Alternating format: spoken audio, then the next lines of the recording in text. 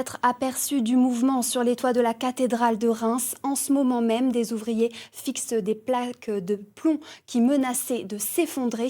Regardez ces images inédites vues du ciel de notre sublime monument avec Paul-Antoine Boudet et Mathias Garnier. Une ascension lente à plus de 30 mètres de hauteur. Sur les toits de Notre-Dame de Reims, les travaux de rénovation et de sécurisation de la toiture se font à la force des bras. Donc je te l'accroche. Vas-y. Tu peux remonter un peu. Hein. Nous sommes sur le chevet sud-est de la cathédrale. Suspendus au-dessus du vide, sur une pente à 60 degrés, des ouvriers spécialisés en travaux en hauteur œuvrent pour sécuriser les 250 mètres carrés de plaques de plomb qui menacent de chuter.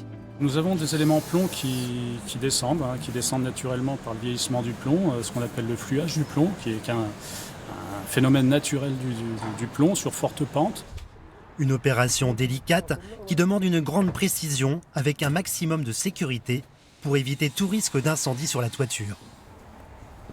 Vous savez que l'incendie sur les édifices est un sujet très actuel et donc on a pris parti d'utiliser aucun outil électrique sur le site là-haut. Tous les éléments métalliques sont coupés en bas et montés à la suite. Donc nous n'avons pas de point de feu à réaliser et pas d'outil électrique sur ce chantier.